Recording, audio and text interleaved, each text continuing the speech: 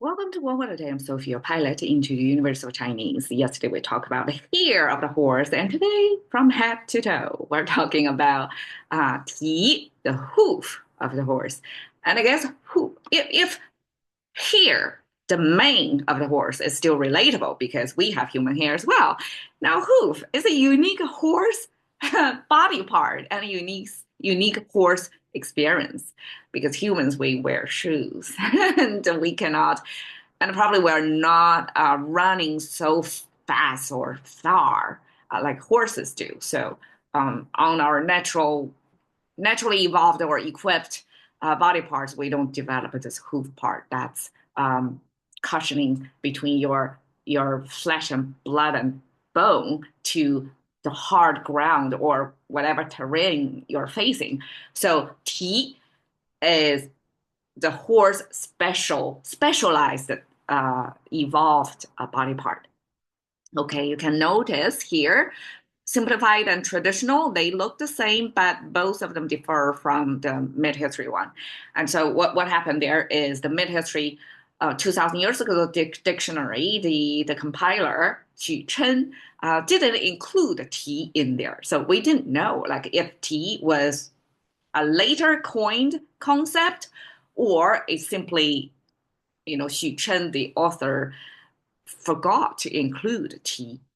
But this is what's kind of closest the meaning of hoof in the dictionary back then. So we have the foot symbol, which is this cactus-looking thing, and you can see it repeated twice here on two separate groupings. So this is right foot specifically. I guess Chinese is a heavily right-handed or right-footed culture that if we represent hand, we use right hand. If we represent foot, we use right foot.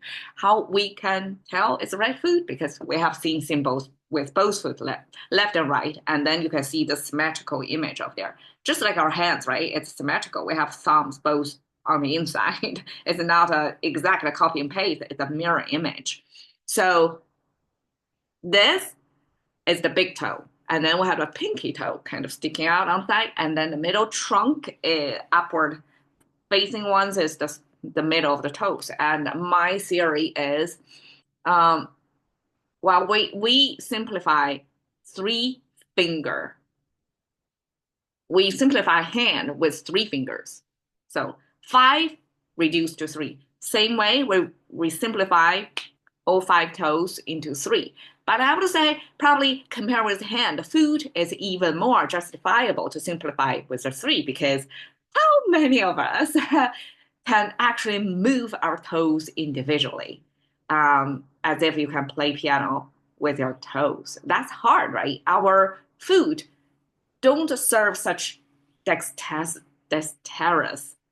usually for those who use hands to handle manual work. We don't really require our foot to be so dexterous, right? So that's why the foot, for me at least, I have the big toe I can separate out, I can control singularly. I will have pinky toe I can kind of control singularly. The middle of the toes, I'm kind of big blurry nerve club that is hard to dissect. So that I think here Chinese simplified with three toes is reasonable. Now this left icon is 足, the circle on top of that is actually meant to be our kneecap. And of course, anatomy wise, it's unrealistic. How can our kneecap directly above the three toes over there, right? So here is simply a position to show you that we have a foot at the bottom, and somehow these two need to be connected to show that this is one icon that's merged or blended or welded together into one unit.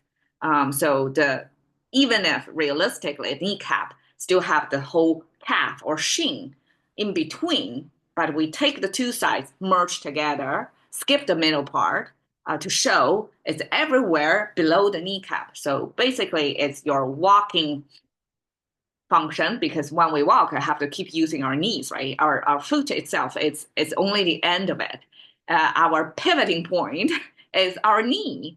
So that 足 eventually means foot, but the construct of this concept starts with the walking function that include the pivoting point. That's our knee. Okay. The right side also have this foot symbol at the bottom. Then this circle is not a kneecap anymore. It actually is a sun. We have the spherical ball. The horizontal line in that circle is the energetic ball is a Chinese way to say that's the sun. And then we have this one horizontal line, that's the horizon. So the sun above the horizon, and you have your feet right facing that direction. So in Chinese, that's our way to say, to confirm you're on the right direction. So this is kind of a sunrise facing direction that the language wise use that as an orientation. Like you are facing straight to the sun. That's your direction. That's where you're going. And that's confirming you're on the right track. And so eventually this is a 是. This means you're correctly, you're doing something in the right direction. You're correctly oriented. All right.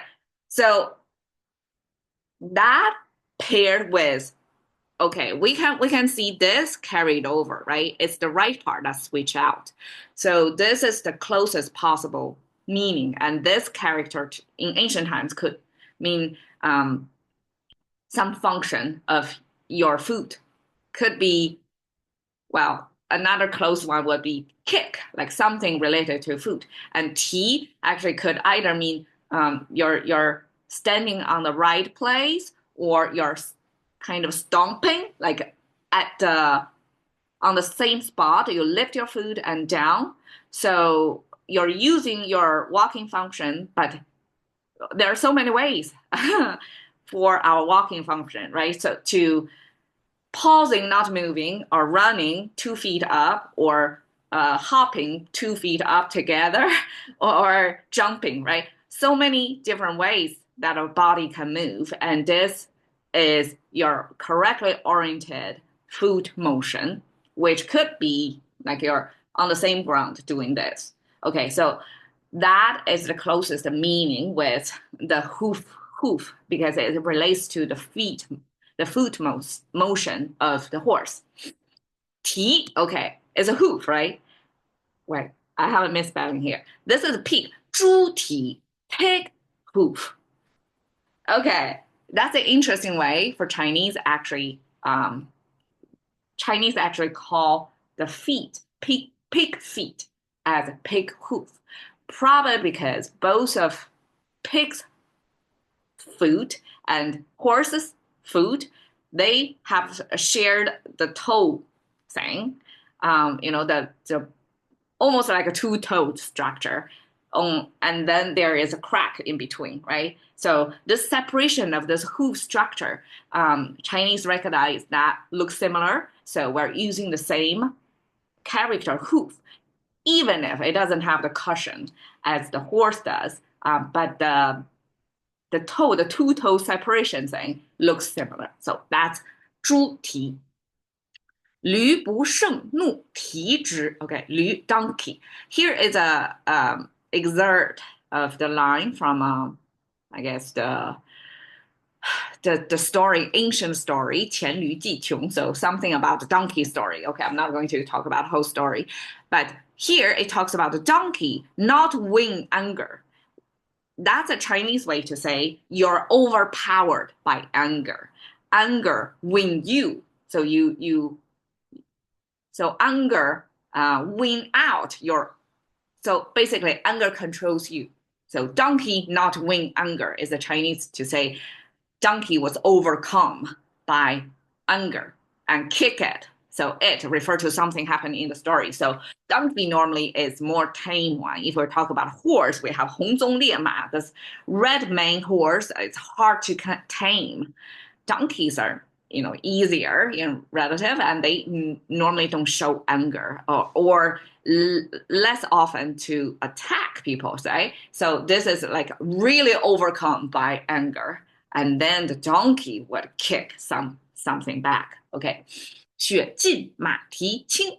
Here is excerpt from a Chinese poem that talks about in the very early springtime, 雪尽, the snow exhausted. 尽 originally means exhaust. So in this context, it means that snow are dissolving, are disappearing because it's springtime. So they're melting. And then 马蹄轻, the horse hoof. 马蹄, almost like here, even if we're talking about hoof itself, where we can almost transfer it audibly to how it sounds. The horse stepping, the sound when the hoof hit the ground.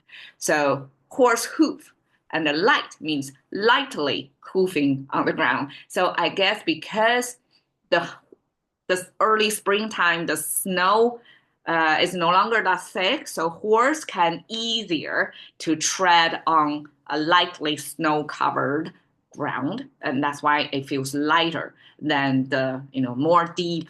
I guess horses don't have shoes, snowshoes, right? So they would have much slower and muted stepping sound through the ground, through the snow covered ground. So if it is a springtime, then you can hear the horse hoof sound lighter. So that's a Chinese way to describe a springtime. Okay, so here is a close-up view of hoof. And of course, hoof itself is often not enough, and humans have to come up with horseshoes. And there you go, T. Thank you for your time. See you next